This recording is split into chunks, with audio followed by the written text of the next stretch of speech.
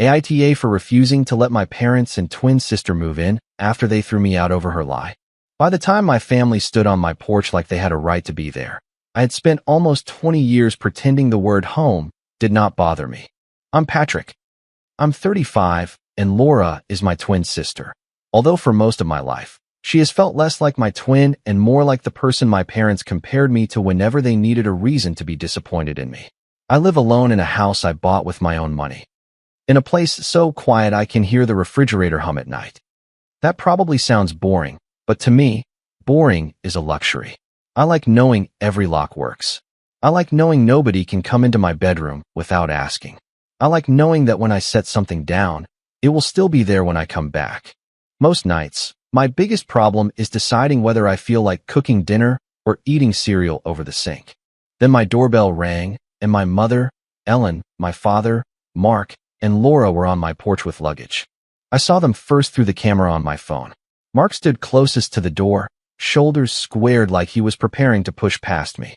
Ellen was holding a grocery bag in one hand, not groceries for me, but the kind of half-full bag people carry when they expect to unpack somewhere. Laura stood behind them with red eyes, one hand on the handle of a suitcase and the other pressed to her mouth like she was trying not to cry. There were 3 rolling suitcases lined up beside the porch railing and 2 plastic storage boxes stacked near my welcome mat. Not backpacks, not overnight bags. Suitcases and storage boxes. I opened the door only as far as the chain lock allowed. My mother looked at the chain, then at me, like I had slapped her. "Patrick," she said softly, "we need to come in." I did not move. My father cleared his throat. "This is a family emergency." Laura sniffed. I lost everything. I looked past them at the boxes. One had kitchen written on masking tape across the lid. I said, "This isn't a visit. You brought luggage." Ellen's face tightened. "We just need a few weeks." A few weeks. She said it like she was asking to borrow a sweater, not my house, not my peace, not the one place in the world I had built specifically because I had once had nowhere safe to sleep. I said, "No one is staying here." Mark's jaw moved. "Don't start this at the door." "That's exactly where this is staying." Laura let out a small, broken sound. When we were kids, that sound could change an entire room. Teachers lowered their voices for it. Relatives rushed to comfort her. My parents treated that sound like sworn testimony. I had learned early that Laura could cry with her chin trembling, and people would believe whatever came next. I could stand there with proof in both hands and still be told I was being difficult. When we were little, Laura was not a monster. That is important. She was funny, quick, and good at making adults feel needed. She remembered birthdays. She hugged people first. She looked small even when we were the same age and almost the same height. Adults wanted to protect her. I was the kid who asked why. Why was I grounded if Laura broke the lamp? Why was I lying if I said I hadn't taken the $20 missing from Mom's purse? Why did Laura get overwhelmed when she yelled, while I got angry when I defended myself? My mother used to say, "Patrick, you always have to make things harder." My father used to say, "Your sister is sensitive. You need to learn when to let things go." So I learned the family math. Laura made a mistake. I became the explanation for it. A glass figurine disappeared from my mother's shelf when we were 11. Laura cried and said she thought I was mad because Mom had taken her shopping. I hadn't touched it, but I still spent 2 weekends cleaning the garage as punishment. A neighbor's bike got scratched when we were 13. Laura said I had borrowed it without asking. I had been at school practice, and one of my teachers could have confirmed it, but my father said, "It's not about the bike. It's about your attitude." By 15, I stopped defending myself over small things. Not because I didn't care, but because every defense sounded like guilt to them. If I was quiet, I was sulking. If I argued, I was aggressive. If I cried, I was manipulative. If Laura cried, she was hurt. The big lie happened when we were 16. My parents kept an emergency cash envelope in the back of a drawer in their bedroom. I knew about it because everyone in the house knew about it. They were not secretive people. They were controlling people, which is different. The envelope was for car repairs, medical copays, whatever disaster my mother liked to be ready for. My father also had his father's old watch. It was not flashy. It had a scratched face and a brown leather band that had been replaced more than once. It sat in a box in the hall closet, and Mark talked about it like it was a sacred relic. He didn't wear it often, but he wanted us to understand what it meant. One Friday, the envelope disappeared. So did the watch. I remember coming home from school and hearing my parents in the hallway before I saw them. My mother's voice was thin and sharp. My father's was low in a way that meant he had already decided someone was guilty. Laura was sitting on the couch with a tissue ball in her hand. My backpack was still on my shoulder when my father said, "Where is it?" I said, "Where is what?" "The money," he snapped. "And my father's watch." I looked at Laura. She looked down immediately. My stomach dropped before I even understood why. "I didn't take anything," I said. Laura whispered, "I saw him near the drawer yesterday." I stared at her. "What?" She wiped her cheek. I didn't want to say anything. My mother sat beside her and put an arm around her. Around her. Not around both of us. Not between us. Around her. I said, "I was putting towels away. You asked me to." "Mom, you told me to." "Ellen would not look at me," Laura added. "He was talking about leaving anyway. He said he hated it here." That part was not completely invented. I had said I wanted to leave when I turned 18. I had said it after my father called me ungrateful for being angry that Laura was allowed to take the car after failing a class, while I was grounded for coming home 15 minutes late from a study group. But wanting to leave someday was not the same as robbing them. I said, "Check her phone." Laura's head snapped up. "Why would you say that?" "Because you're lying." Ellen stood. "Stop making your sister part of your mess." "Mom, please. Just check her messages. Check mine. Check anything." Mark stepped closer to me. "You don't get to make demands." I can still remember the smell of that hallway. Laundry detergent. My mother's candle burning in the kitchen. Rain on my hoodie because I'd walked home. I remember my fingers going numb around the strap of my backpack. I begged them. I was 16 years old and begging my parents to do the smallest possible thing before they decided who I was. Laura cried harder. My father went into my room and came out with black trash bags. At first, I thought he was making me clean. That is how impossible it felt. My brain refused to understand that he was packing my clothes. Ellen stood in the doorway with her arms crossed. She looked pale, but she didn't stop him. I followed Mark down the hall, saying, "Dad, I didn't do this. I swear I didn't do this." He shoved my clothes into the bags without folding them. "You have embarrassed this family for the last time," he said. Laura stayed on the couch. When he handed me the bags, I laughed once. Not because anything was funny, but because my body didn't know what else to do. "Where am I supposed to go?" My mother said, "You should have thought about that." That sentence has stayed in my bones longer than any bruise ever could. I threatened to call someone. A counselor. A relative. Child services, even though I didn't really know how any of that worked. My father leaned close enough that I could smell coffee on his breath. "You want to tell people you're violent and unstable?" he said quietly. "You want us to explain why we were afraid to keep you here?" I was not violent. I had never hit anyone in that house. But by then, I understood how stories worked in my family.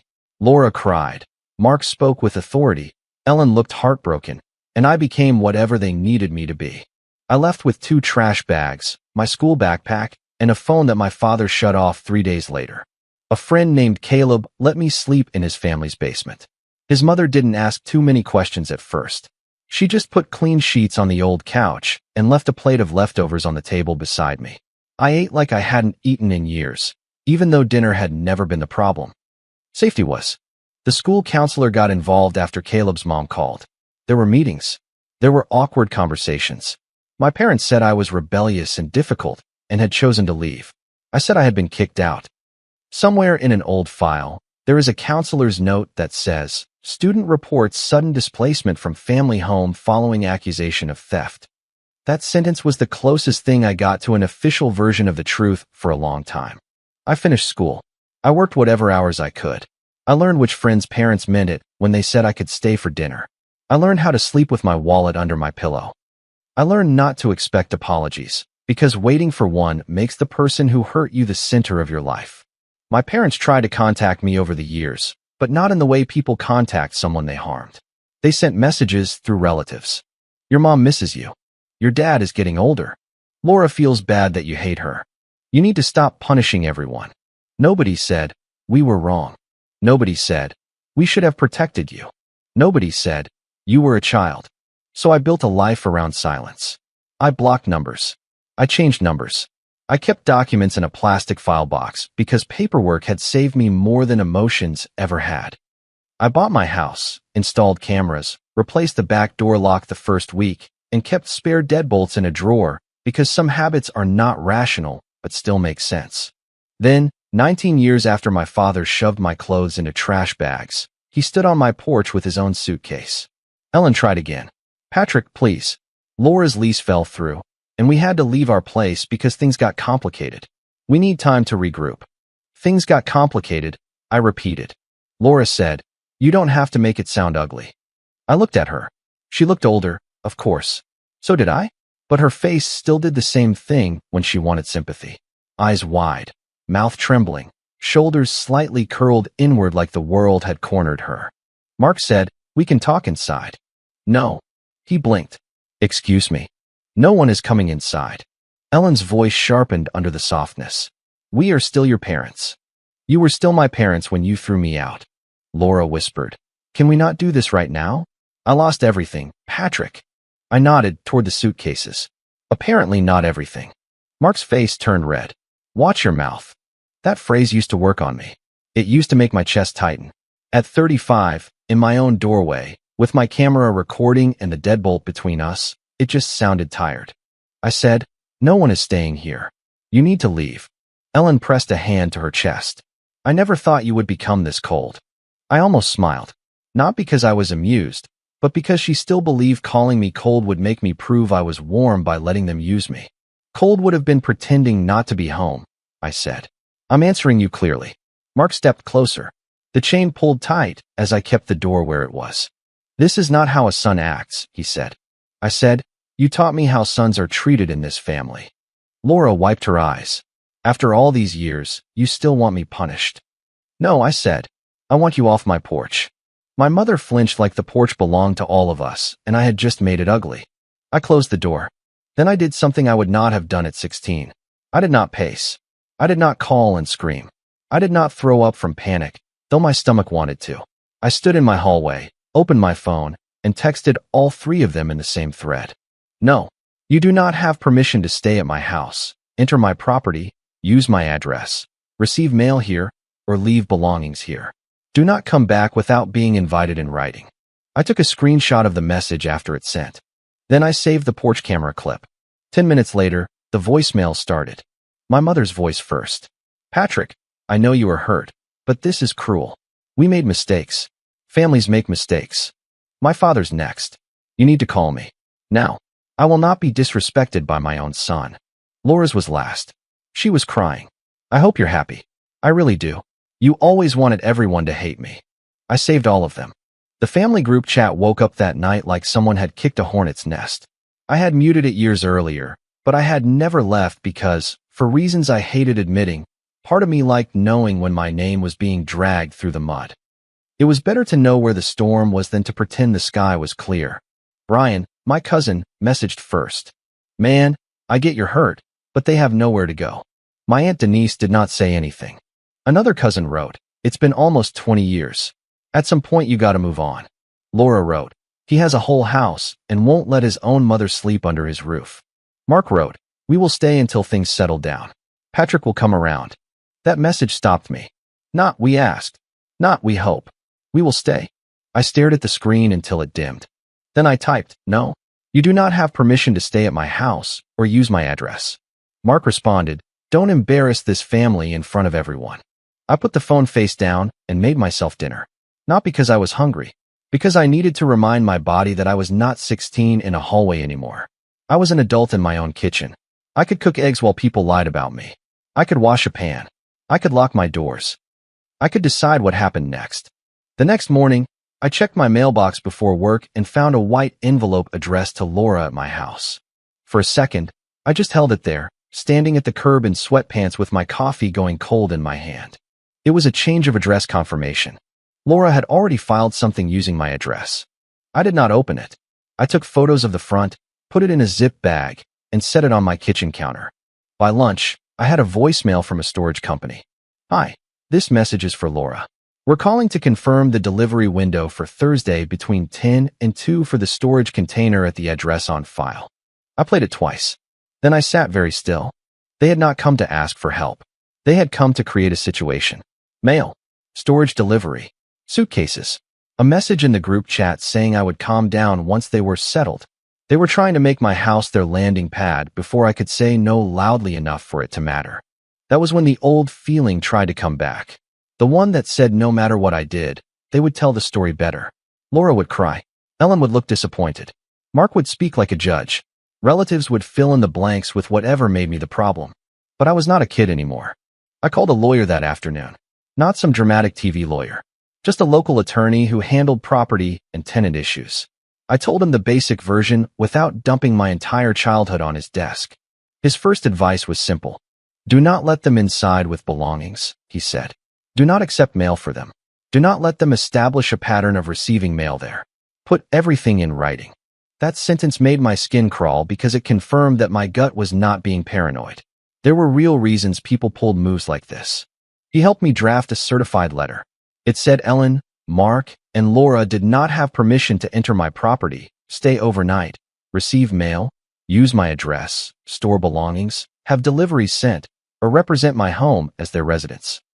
It said any future attempt to enter or leave property would be documented. I also called the police non-emergency line. I did not ask them to arrest anyone. I asked how to document trespassing if relatives returned after being told in writing not to. The woman on the phone was calm and practical. She told me to keep copies, save footage, and call if they came back and refused to leave. I saved that call log too. Then Aunt Denise called. I almost didn't answer. Denise was my mother's younger sister, and she had always been the family member who looked like she wanted to say something but never quite did. When I was 16, she gave me a $20 bill at a family event and whispered, "Take care of yourself." At the time, I hated her for it. $20 was not protection. It was guilt with a receipt. But that day, I answered. She said, "Patrick, I need to send you something." Her voice sounded rough, like she had been crying or smoking or both. "What is it?" I asked. "A screenshot. From years ago. I should have sent it then." My hand tightened around the phone. A minute later, an image came through. It was an old message thread between Laura and a cousin I barely remembered. The screenshot had a date from the year after I was kicked out. Laura had written, "Patrick got blamed because mom and dad already thought he'd turn out bad. LOL, not my fault, he made it easy."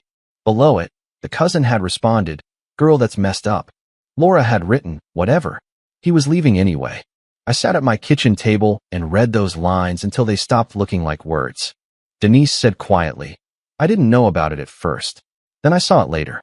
I asked your mom if there was more to the story. And she told me not to dig." I laughed once. It came out flat. Of course she did. Denise was quiet for a long moment. "There is something else.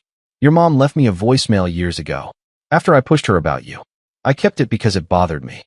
She forwarded it. I played it through my phone speaker. My mother's voice filled my kitchen, younger but unmistakable.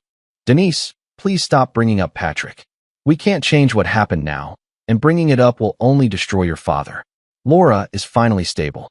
I need this family to heal, not rip itself apart." I replayed one line. "We can't change what happened now. Not Patrick did it. Not he stole from us. We can't change what happened now." My mother had known, or at least suspected, that the truth was not what they had told everyone. She had chosen Mark's pride over my childhood. She had chosen Laura's stability over my safety. She had chosen a clean family story over the son standing outside with trash bags. That should have broken me open.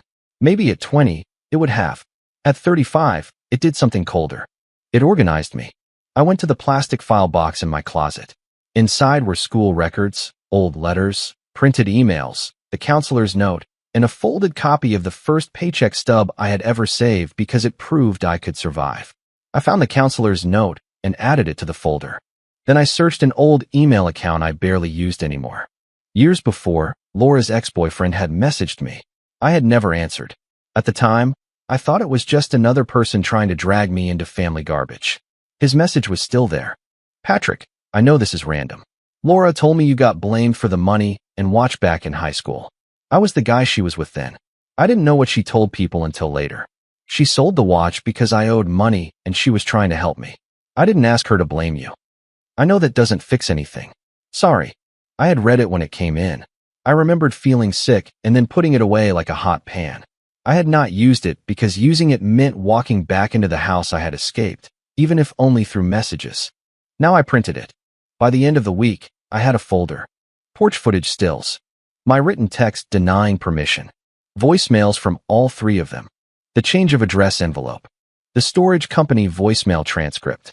The certified letter receipt. The group chat screenshots. The counselor's note. Laura's old screenshot. The ex-boyfriend's message. My mother's voicemail. It was not one smoking gun. Real life usually doesn't hand you one perfect piece of evidence tied with a ribbon. It was a stack of ugly little truths that all leaned in the same direction. The family group chat kept going. Brian wrote, "I talked to your mom. She says you're making them sleep in their car." That was not true. My parents had options. They were bad options, uncomfortable options, options that required humility, but they existed. Laura had burned through friends, favors, and apparently money. Mark and Ellen had put themselves in the position of rescuing her one too many times. None of that created a key to my house. Laura wrote, "I can't believe you kept hate in your heart this long." I typed and deleted 3 responses before sending none of them. Silence made them angrier. Mark finally announced there would be a family dinner at Brian's house on Sunday. Not asked. Announced. "We need to settle this like adults," he wrote. I almost skipped it. Part of me wanted to leave them to rot in their own version of events. But then Brian texted me privately. "Just come talk. If they really did something wrong, say it to everyone's face." I looked at that message for a long time. If they really did something wrong. That was the problem. In my family, my pain had always been treated like an allegation with insufficient evidence. So fine, I would bring evidence. Sunday evening, I parked 2 houses down from Brian's place and sat in my car with the folder on the passenger seat. My hands were steady, which surprised me. I was not calm exactly. I was past the part where panic makes you shake. I felt like a locked door. Inside, the house smelled like roast chicken and carpet cleaner. Too normal for what was about to happen. People were gathered around Brian's dining table, standing with paper plates, talking in low voices. Ellen sat near the end, already teary. Mark stood behind her chair with his hand on her shoulder. Laura was on the couch, wrapped in a cardigan, looking like a sad painting. When I walked in, the room changed. Conversation thinned out. Brian came over first. "Thanks for coming." I nodded. Ellen looked at me with wet eyes. "Patrick." "Mom." She flinched at the lack of warmth. Mark said, "Sit down." I stayed standing. "I'm fine." He sighed like I was embarrassing him already. "This is exactly what I mean. You come in ready for a fight." I held the folder at my side. "No. I came ready for the truth." Laura made a small sound. "Oh my God." Mark pointed a finger at me. "Don't do this." "Don't do what?" "Humiliate your mother." That was when something in me clicked into place. Humiliate your mother. Not tell the truth. Not explain what happened. Humiliate her. Even then, his first instinct was not whether something was right. It was whether it made the family look bad. Ellen started crying. "We made mistakes, Patrick." "I know we did. But you have become so hard. We are at our lowest, and you are punishing us." Laura said, "You always wanted everyone to hate me." I looked around the room. Brian was watching me carefully. Denise stood near the kitchen entry with her arms folded, her face pale. A few relatives looked annoyed, like they had come expecting a stubborn man to be softened, not a family wound to be reopened. One uncle said, "You have the space, don't you?" I nodded. "I do." That got murmurs. I continued, "And none of them are staying in it." Laura scoffed through tears. "See?" I looked at her. "You don't get to throw me away at 16 and come back with suitcases when your golden child runs out of options." The room went quiet enough that I could hear Brian's refrigerator kick on. Mark said, "You are not going to talk to us like that." I opened the folder. "If I'm the monster in this family," I said, "then let's stop telling half the story." I started with the porch footage. I held up my phone and showed the image of the 3 of them on my porch with suitcases and storage boxes. They told everyone they came for a conversation. This is what they brought. Brian leaned closer. "Storage boxes?" I swiped to the picture of the box labeled kitchen. Ellen whispered, "We didn't know what else to do." "You knew enough to plan." Then I showed the text I sent after they left, where I clearly said they could not stay, use my address, receive mail, or leave belongings. I showed the change of address confirmation addressed to Laura at my home. Brian frowned. "Laura, why was your mail going there?" Laura's face hardened for half a second before she covered it with tears. "I was scared." I didn't know what I was doing. I played the storage company voicemail. The room went still. Mark said, "That was a misunderstanding." I looked at him. A storage delivery to my address after I said no is not a misunderstanding. Then I showed the group chat message from Mark. "We will stay until things settle down. Patrick will come around." I read it out loud. No one said anything. Ellen wiped her face with a napkin. "We thought once you calmed down, we could talk." "No," I said. "You thought once your things were at my house, I would be too embarrassed to throw you out." Mark's face darkened. "Careful." Denise spoke for the first time. "Let him finish." Everyone looked at her. She swallowed. "Let him finish, Mark." So I did. I pulled out the counselor's note. When I was 16, I was accused of stealing emergency cash and selling Dad's father's watch. I begged them to check Laura's messages. I begged them to check anything. Instead, Dad packed my clothes in trash bags, and Mom told me I should have thought about where I would go. Ellen's mouth opened. "Patrick." I did not look at her. "This is a counselor's note from that year. Student reports sudden displacement from family home following accusation of theft." That was me trying to explain why I was sleeping on someone else's couch. Brian looked at Mark. "You kicked him out at 16? Mark said, "It was more complicated than that." "It wasn't," I said. Laura's voice shook. "You were angry all the time. I was accused all the time." She said, "You hated us. I wanted you to stop lying." Then I showed the screenshot Denise had sent. I didn't read it dramatically. I just passed the printed page to Brian. He read it, and his face changed. Patrick got blamed because Mom and Dad already thought he'd turn out bad. LOL, not my fault, he made it easy. Brian looked at Laura. "What the hell is this?" Laura grabbed for the paper, but he pulled it back. "I was a kid too," she said. I looked at her. "So was I? You got protected. I got thrown out." Her lips trembled, but the room did not move toward her this time. That was new. I showed the old message from her ex next. I had blacked out his full name because I didn't need to drag him further into it. The important part was there. She sold the watch because I owed money and she was trying to help me. My father looked like someone had cut the floor out from under him. For 1 second, just one, I saw something in his face that might have been shame. Then he buried it. "We didn't know that for sure," he said. That sentence did more damage to him than any denial could have. Brian repeated, slowly, "For sure." Ellen started sobbing. I took out my phone and played the voicemail she had left Denise. "We can't change what happened now, and bringing it up will only destroy your father. Laura is finally stable. I need this family to heal, not rip itself apart." My mother's own voice filled that dining room. When it ended, nobody moved. Denise looked down at the floor. Ellen covered her mouth. Mark stared at the wall. Laura whispered, "Why would you do this to me?" I almost laughed. Not loudly, just enough to taste how absurd it was. "To you?" She cried harder. "You waited all these years just to ruin me." "No," I said. "I waited all these years because I wanted nothing from you. You came to my house." Mark slammed his hand on the back of Ellen's chair. "Enough." I turned to him. "No, you don't get to call enough. You had enough when I was 16 and begging you to believe me. You had enough when you packed my clothes. You had enough when Mom knew the story was wrong and protected your pride instead of her child." His mouth opened, but nothing came out. That silence was the closest he had ever come to admitting anything. Then relatives started talking over one another. Brian asked Laura, "Did you take the money too?" Laura said, "I don't remember everything from back then." Denise said, "Laura." Laura snapped. I was scared. There it was. Not a denial. Not the truth exactly. Something smaller and uglier. The kind of excuse people make when the lie is no longer strong enough to stand on. Brian leaned back like he had been slapped. "You let him get kicked out." Laura pointed at me. "He acts like I ruined his whole life." "I was 16. I said, "I did not ruin your life tonight. I corrected your story." Another cousin, one who had been quiet until then, said, "Laura, what about the money I lent you last month? You said your parents had nothing." Laura froze. Someone else said, "Wait, you borrowed from them too?" The room shifted. That is the thing about a family narrative. Once people see one crack, they start checking the walls. Mark tried to pull it back. "This is not the point. The point is we need help." I looked at him. "No. The point is you thought needing help would erase what you did." Ellen whispered, "We are sorry you felt abandoned." I turned to her fully. I didn't feel abandoned. I was abandoned. Her face crumpled, but I did not comfort her. That might sound cruel to some people.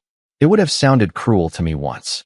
But I had spent years comforting the idea of my mother in my head, while the real woman let me carry the blame for something she knew did not fit.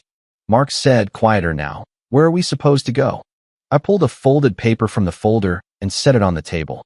"That is a list of housing assistance numbers, shelters, and short-term rental resources. I also paid for one night at a budget hotel for you and Mom." "Not Laura. You can use it or not." Laura stared at me. "Are you serious?" "Yes." Ellen looked wounded again. "One night. One more than you gave me." That landed harder than I expected. Even Mark looked away.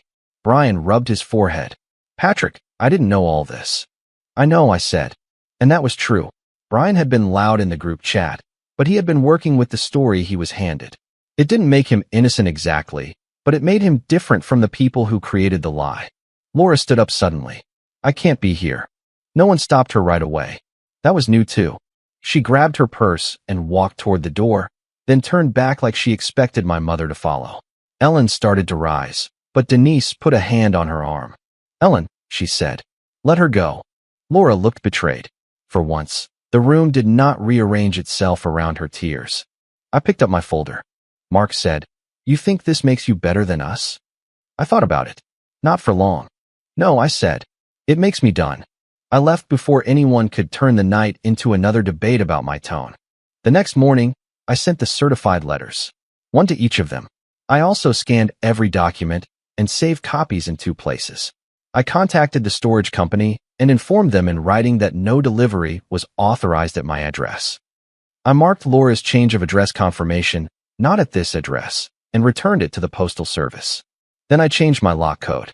I already had good locks, but I changed them anyway. Sometimes the practical thing and the emotional thing are the same. I adjusted the porch camera alerts, added a second angle facing the driveway, and told 2 neighbors that no one was allowed to leave anything at my house. I did not give them the whole story. I just said, "Family situation. Please call me if you see boxes or a moving truck." My neighbor across the street, a retired man who waters his lawn like it owes him money, nodded and said, "Say no more." The group chat was chaos by then. Brian wrote, "I think everyone needs to stop pressuring Patrick until Mark and Ellen explain what happened." Denise wrote, "I should have spoken up years ago. I am sorry, Patrick." Laura wrote, "Nice. You turned them all against me." Mark wrote, "This family is being destroyed because Patrick can't let go of the past." I finally typed one last message. "You don't get to throw me away at 16 and come back with suitcases when your golden child runs out of options. Do not use my address again. Do not come to my house. Any further contact about moving in will go through my attorney." Then I left the group chat. My mother texted me privately 2 hours later. "I am sorry you felt abandoned. I wish we could heal." I stared at it in my kitchen, standing barefoot by the counter while the dishwasher ran. The house was quiet except for the low rush of water through the machine. For years, I had imagined getting a message from her. I thought I would feel angry. I thought I would feel satisfied. I thought maybe some younger part of me would finally sit down and rest. Instead, I felt tired. I replied, "I didn't feel abandoned. I was abandoned. Do not contact me unless it is through writing about logistics related to stopping the use of my address." Then I blocked her number. I blocked Mark. I blocked Laura. Denise called once, but I let it go to voicemail. She left a short message. "I know I don't deserve a call back. I just wanted to say I'm sorry. I should have done more than feel bad. I did not know what to do with that yet, so I saved it and did nothing." Sometimes doing nothing is the cleanest answer you have. Laura did not disappear quietly. People who had lent her money started comparing stories. Brian texted me once to say she had borrowed from at least 4 relatives using different emergencies. I did not ask for details. I did not want to make her downfall my hobby. My parents stayed at the hotel the one night I paid for. After that, I heard through Brian that they went to stay with someone from my father's old church for a week, then moved into a short-term room they could barely afford. Laura ended up with a friend, then another friend. The family did not collapse, but the version where Mark and Ellen were noble parents cursed with an unforgiving son did. That mattered more than I wanted to admit. For almost 20 years, I had lived with the knowledge that they had lied about me, and for most of that time I told myself it did not matter because I was out. I had survived. I had a roof. I had a quiet kitchen and working locks. But there is a particular kind of loneliness in knowing the truth by yourself. At the same time, I did not suddenly become close to everyone who believed me after the evidence appeared. I was not interested in a parade of guilty relatives knocking on my door with apologies they should have offered when I was sleeping in a basement. Brian apologized. I accepted it without inviting him over. Denise apologized again. I told her I heard her. That was all I had. Mark sent one email from an address I had not blocked. You have made your point. I replied with one sentence. No, I have set my boundary. He did not respond. 3 weeks after the porch incident, I came home from the grocery store and found nothing on my steps. No suitcases. No storage boxes. No crying sister. No father waiting to tell me what sons owe. No mother holding a grocery bag like grief was a key. Just my porch light, my camera, and the small welcome mat I had bought myself. I carried the groceries inside, locked the door behind me, and put the milk away. I made dinner that night instead of eating cereal over the sink. Nothing fancy. Eggs, toast, a tomato I'd almost forgotten in the fridge. I sat at my kitchen table and ate slowly. For years, I thought revenge would look like them admitting everything. I thought it would look like my father saying he was wrong without choking on the words, or my mother saying she chose comfort over me, or Laura saying she stole more than money and a watch. I thought it would feel loud. It did not. It felt like a locked door that stayed locked. It felt like my phone not buzzing. It felt like a house where nobody got to move in just because they had run out of other people to use. They wanted my spare room, my address, my silence, and the obedient version of me they could still shame into opening the door. They did not get any of it. The last time my family packed bags because of Laura's lie, I was the one thrown out. This time, the bag stayed outside. If you like the stories, don't forget to leave a comment and support the channel by subscribing. See you in the upcoming stories.